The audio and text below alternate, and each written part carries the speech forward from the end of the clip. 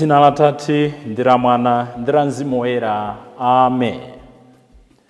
Pobanda adayimba nyimbo. Achimwene mufuna kutumikira Mulungu ngati wansembe. Achemwali mufuna kutumikira Mulungu ngati asista. Kutumikira Ambuye sikovuta. Kutumikira Ambuye ndikovuta, chachikulu kulimba mtima. The contrast of two. Kutumikira Mulungu sikovuta, kutumikira Mulungu ndikovuta, chachikulu ndi kulimba mtima. Nchifukwa chani nyimbo imene yabwerapo tsiku la lero pamene tikuchita chaka cha Tiyana tosaipa konse? Tikunena kuti Ambuye Yesu amene wabadwa pakati pathu amatipatsa zabwino zambiri. Chifukwa chonena kuti tikugawana naye zimene tikukondwera timene the mystery of the incarnation.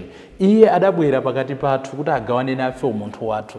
Ife tikugawana naye umulungu wake. Nde mu umulungu wake muli zokondweretsa zambiri, muli zowawa zambiri. Koma zonsezo mapeto ake zimabereka chipatso chimodzi: mtendere wa mumtima, kuyera mtima, madalitso a Mulungu. Nchifukwa lero tikuona tikuchita chaka cha Tiyana tosaipa konse. Ngakhale tinali Tiyana tidachitira umboni ndi moyo wawo ndi magazi awo. Ambuye Yesu kuti wabadwa, Ambuye Yesu kuti ali pakati pathu. Kukhala ndi Ambuye Yesu kumabereka zabwino, komanso nthawi zina kumabweretsa mavuto. Koma mavuto ali ndi cholinga cha chipulumutso. Mawu athu oyamba akuchokera mkalata yoyamba ya Yohane, mutu wa 1 ndime ya 5 kukafika mutu wa 2 ndime ya 1 kulekeza 2. Amene akutiwerengera mawu oyamba ndi Abetha Nazombe kuchokera ku St. Joseph bali ku Dembe na Miyango Parish mu Archdiocese ya Blantyre. Ndipo salimo yathu ndi salimo 124. Mawu athu amuthenga wabwino ndi monga adalembera Mateyu oyera, mutu wathu ndime 13 kulekeza 18. Tiyana tosaipa konse. Amene akutiwerengera mawu amthenga wabwino komanso kutigawira mawu ndi Reverend Father Francis Damaseke kuchokera ku Episcopal Conference of Malawi, ECM. Tiyenitu tisinkhesinkhe limodzi. Mawu oyamba. Mawu ankalata yoyamba ya Yohane woyera. Abale, uthenga umene ndidamva kwa iye ndipo timaulalika kwa inu ndi wakuti Mulungu ndiye kuwala, ndipo mwa iye mulibe mdima konse. Tikanena kuti timayanjana naye, pamene tikuyendabe mu mdima, tikunama, ndipo zochita zathu zosagwirizana ndi zoona. Koma tikamayenda mkuwala, monga iye ali mkuwala, pamenepo tikuyanjana tonsefe. Ndipo magazi a Yesu, mwana wake, amatitsuka ndi kutichosera tchimo lililonse. Tikanena kuti tilibe tchimo, tikuzinyenga, ndipo mwa ife mulibe choona. Koma tikamavomera kuti ndife ochimwa, Mulungu amene ali wokhulupirika ndi wolungama adzatikhululukira machimo athuwo. Adzatiyeresa ndi kutichosera kusalungama kwathu konse. Tikanena kuti sitidachimwe, tikumuyesa wonama Mulungu, ndipo mawu ake sali mwa ife. Inu ananga, ndikukulemberani zimenezi kuti musamachimwa. Komabe wina akachimwa, tili nayo Nkhoswe yotinenera kwa Atate, ndiye Yesu Khristu amene ali wolungama. Iyeyo ndiye nsembe yopepesera machimo athu, ndipo osati athu okha, komanso a anthu apa dziko lonse lapansi. Mawu a Ambuye.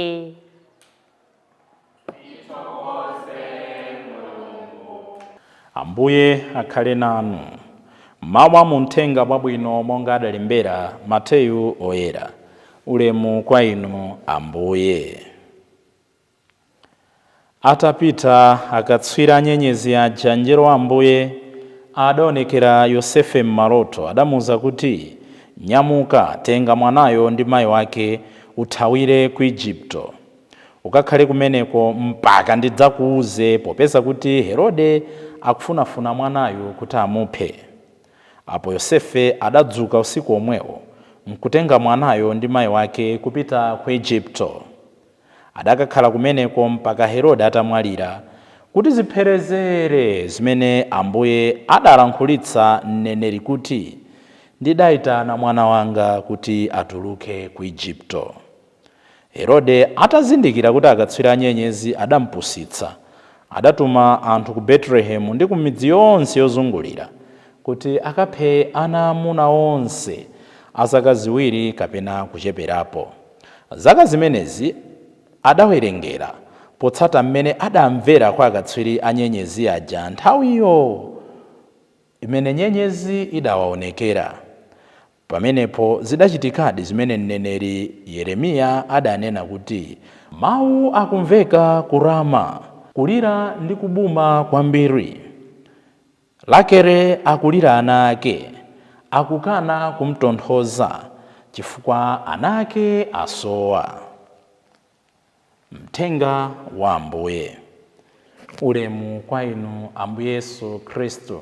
Lero abale tikuchita chaka cha Tiana tosaipa konse, the Holy Innocents. Yes, dzana timachita chaka cha Stefano, koma lero titha kutero kuti ndiye chaka chenicheni cha malitiro oyambirira, chifukwa adakhetsa magazi awo ana amenewa Ambuye Yesu atangobadwa kumene chifukwa cha nkhwidzi nkhalwe za Herode.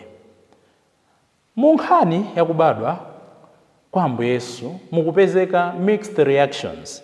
Kuphedwa kwa Stefano, dzana zotsatira zokhulupirira Yesu obadwa kumene, komanso tikuona Tiana, Chikhristu chathu chili ndi double-edged sword, chili ngati mpeni wasengwa, kwina nchokoma, kwina nchowawa, koma zonsezo zimatithandizira kuti moyo uzipita chitsogolo. Tsono tikuphunzira chani ndi kuphedwa kwa Tiana tosaipa konse? Tikamakambirana za Tiana tosaipa konse, ena amanena kuti koma pamene pasizikumveka bwino, kodi Ambuye Yesu sakadatha kutiteteza Tianatu kuti tisaphedwe, kodi Atatewo adaloleranji zimenezi? Brothers and sisters, this is the problem of evil. Mulungu amachita zonse mwadongosolo. Chimene Mulungu adatilengera ndichonena kuti pena paliponse timuchitire umboni.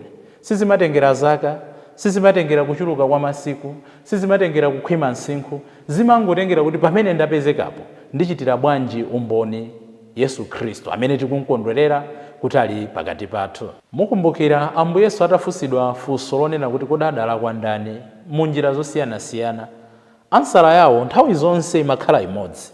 Zinthuzi zimachitika kuti ulemerero wa chauta uonekere poyera. Adabwera anthu ena nkumfunsa kuti kodi Ambuye, munthu amene adabadwa osaonayo adalakwa ndi makolo ake iyeyo kapena zidakhala bwanji? Ambuye Yesu adanena kuti sikuti iyeyo adalakwa kapena makolo ake, ayi, koma izi zidachitika kuti Mulungu aonetse ulemerero wake, ukulu wake. Zidachitikanso nthawi ina kuti anthu ena Herode atawapha pakuwadula pakhosi ndikutenga magazi awo ndikuphatikiza ndi nsembe zimene anati apereke m'nyumba ya chauta, ndikumamfunsa Ambuye Yesu kuti pamene pamuganiza bwanji. Ambuye Yesu adayipereka chitsanzo cha banyera kuti nanga Galileya ena aja amene nyumba ya ku Siloamu idawagwera, muganiza kuti anali ochimwa kwambiri anthu 18 aja? Ayi, zimenezi zidachitika kuti mutengerepo phunziro kuti mulape. So pamene tikukamba za Tiana tosaipa konse, lesson number 1 yonena kuti we must be ready at any time to bear witness to Jesus, to bear witness to the church, to bear witness to God. Chifukwa chonena kuti nditha kupereka umboni pamene ndili ndi chuma, nditha kupereka umboni ndili osauka, nditha kuchitira umboni pa mtendere, nditha kuchitira umboni pa mavuto. Paliponse pamene ndayimapo ndi nthawi yabwino yoti ndichitire umboni Ambuye Yesu. Phunziro lachiwiri ndilonena kuti ngati sitikumanga moyo wathu pakukhutitsidwa komanso pakudziwa kuti I'm not the jack of all trades, ndibereka mantha opanda ntchito m'moyo mwanga. Herode adapanga zonsezi because of fear of losing power and authority. Mwina akakula adzakhala mfumu. Nanga samati tabwera dzampembedze mfumu yathu imeneyi, mfumu ya Ayuda imeneyi, mfumu ya dziko lonse. Ala mfumu inanso. Choncho aliyense amene akudzimva kuti is above him kapena akutchuka kuposa iye amafuna athane naye.